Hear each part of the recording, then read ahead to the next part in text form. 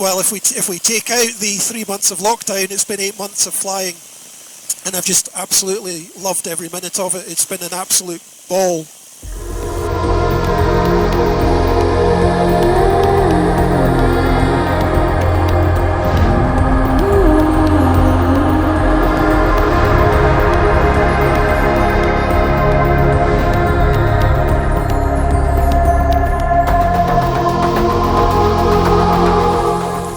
Hi everybody and welcome back to the channel. I'm absolutely delighted to say that I sat my GST last week and I passed it. So here we are. I've now had my license through the post, so I'm able to go flying on my own. It is a fantastic feeling, and let's get up in the air, let's have a chat around what happened, and let's just enjoy a little flight. Come and join me.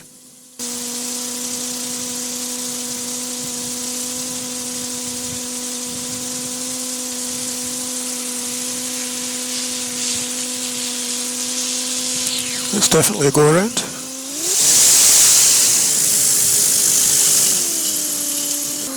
Golf Tango Mike taking off 1-1, departing east.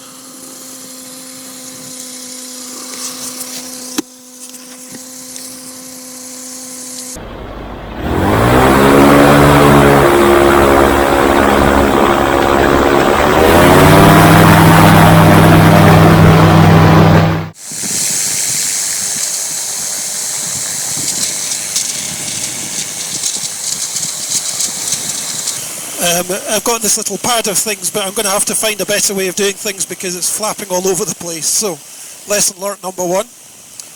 This is not exactly the best thing. I'm delighted to say that I've passed my GST, as I've already said. It's all still very new. So the plan now is to just start building up my hours, building up my experience, flying in a few different conditions, and hopefully be able to take up my first passenger at some point soon. I don't know. Let's see if it's going to be a family member or a friend. Nobody's quite been brave enough to come forward yet, but the invitation is there. So, why was the GST not filmed? So I didn't film the GST, I didn't ask to film the GST. I would have required the school's permission, and I was told very early on in the process that that wasn't something that they would be happy to have filmed. Now, I didn't even ask, I'll be totally honest, I didn't ask if I could. My reasoning being simple, I really wanted to be able to turn up for the test on the day, fly to the very best of my ability with absolutely no distractions whatsoever, and then that was basically it, because it is a full-on experience. So I have to give a huge thank you to my instructor Graham, who took me through this whole process. An incredibly nice guy, great instructor, nice, appropriate sense of humour, made everything fun. And it's been, well, if we take out the 3 months of lockdown, it's been 8 months of flying, and I've just absolutely loved every minute of it. It's been an absolute ball. I have to say a huge thank you to Gordon and Jill as well. They're the powerhouse behind East of Scotland Microlights. Gordon's the examiner. He made the exam, well, not terrifying. I did say I was dreading it, but it was fantastic. It was good fun. It was a challenge, but it was good fun. And Jill, who runs the show behind the scenes and is the voice and face of East of Scotland Microlights, and does an amazing job. I'll also call out Colin. Him and Gordon work on all mechanics and doing all the repairs and the inspections and so on. And Colin's been an amazing help, both in terms of practical help, but also just offering advice and support. So a huge thank you to Colin as well. So let's have a quick chat on my take on what the GST involved. So there's basically 4 aspects to the GST. Part 1, on the day of the test, you need to make the decision around whether the conditions are flyable or not, and the reasons why or why not. Part 2 is the daily checks on the aircraft. Make sure you're doing them comprehensively and safely. Part 3 is the flying, and I'll come back to that in a minute. And part 4 is the oral test, and I'll cover that. So flying is meant to be about an hour. At all times you're pilot in command, so the decisions are yours. If they ask you to do something, my advice is to take your time. Lookout is absolutely critical. You can do all your exercises spot on, but if your lookout is crap, you'll fail. So exercises covered, the ones you'd expect: steep turns, climbing and descending turns, stalls, lots of stalls, unusual attitudes, engine failures into a field, not literally into the field of course, but setting up for it. Then back to the circuit to demonstrate an overhead join, landing, back up, and then do a number of engine failures in the circuit. And that's the flying, and it's about an hour. It's fairly full on, but it's everything you've already done, so it's no big deal.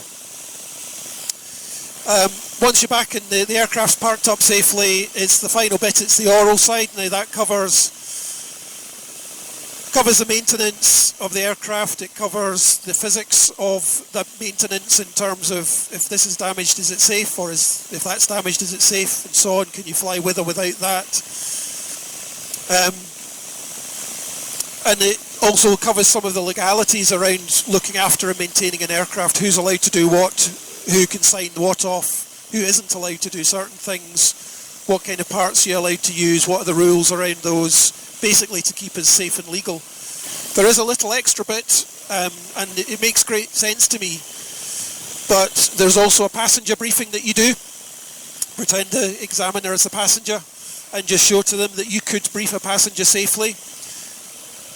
And that's really a fantastic idea. If it's not in the syllabus, it should be, because one of the first things that a newly qualified pilot will do is take a passenger up.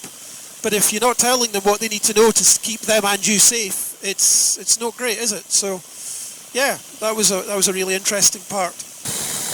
East Fortune traffic, Golf Charlie Echo Tango Mike, 5 miles northeast, 3,500 feet inbound.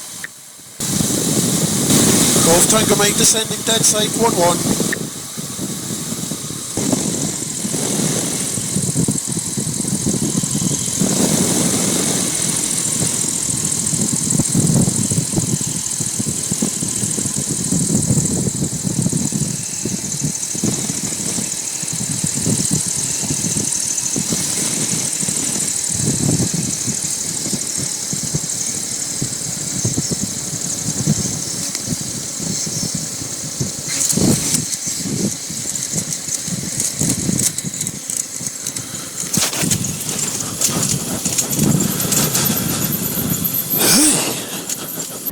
So I hope you enjoyed that. I'm obviously absolutely thrilled to have passed my GST and now to finally have my licence.